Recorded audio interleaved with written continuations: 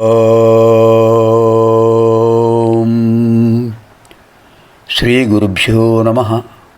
శివానంద లహరి 42వ లహరి శ్లోకంలో ప్రవేశిస్తున్నాం. అద్భుతమైన విశేషాన్ని చెప్తున్నారు 42వ లహరిలో. గాంభీర్యం పరిఖాపదం ఘనధృతి ప్రాకార ఉద్యద్గుణస్తోమశ్చాప్తబలం ఘనేంద్రియజయోద్వారాణి దేహస్థితః విద్యావస్తు సమృద్ధిరిత్యఖిల సామగ్రీ సమేతే సదా దుర్గాతిప్రియ దేవ మామక మనోదుర్గే నివాసం కురు. స్వామి, ఎక్కడో కైలాసగిరిలో ఉన్న కోటల్లో ఎందుకో స్వామి ఉండడం? నా మనస్సు అత్యద్భుతమైన దుర్గం అంటే కోట, ఇక్కడ నివసించు. ఎలాంటిదో తెలిసిన? గాంభీర్యం పరిఖాపదం ఇదంతా మనోదుర్గ వర్ణన. ఘనధృతి ప్రాకార ఉద్యద్గుణస్తోమశ్చాప్తబలం ఘనేంద్రియచయోద్వారాణి దేహస్థితః విద్యావస్తు సమృద్ధిరిత్యఖిల సామగ్రీ సమేతే సదా దుర్గాతిప్రియ దేవ మామక మనోదుర్గే నివాసం కురు. ఇక్కడ సంభాషణలో అత్యద్భుతంగా ఇచ్చారు.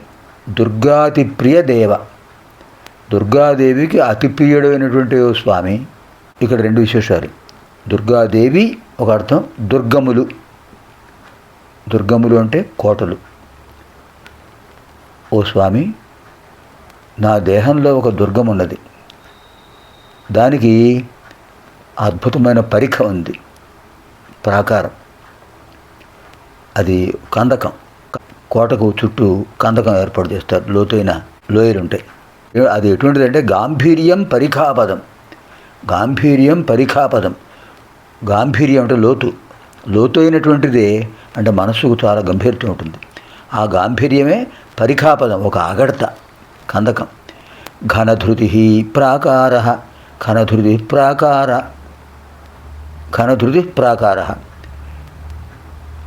అత్యద్భుతమైన ధైర్యం ఉంది, మీరు అనుగ్రహించిందే. ఆ ధైర్యమే ప్రాకారము. నా మనస్సు అనే కోటకు ప్రాకారం అది. ఘనధృతి ఉద్యద్గుణమస్తోమశ్చాప్తబలం, ప్రకాశించే గుణాల సముదాయమే ఆప్తబలం, అద్భుతమైన సైన్యం, మిత్ర సైన్యం, ఉపకారం చేసే సైన్యం అది. ఘనేంద్రియచయ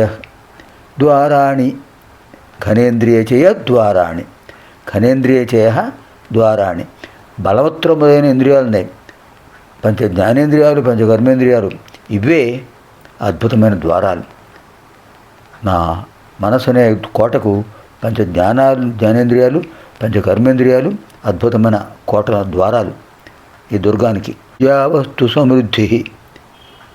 విద్యావస్తు సమృద్ధి, అద్భుతమైన ఆధ్యాత్మిక విద్య, దాంతో కూడిన వస్తువులు సమృద్ధిగా ఉన్నాయి నా మనసు అనే కోటలో. సామగ్రీ సమేతే ఇది అఖిల సామగ్రీ సమేతే, ఇలాంటి సామగ్రి అంతా ఉన్నది స్వామి.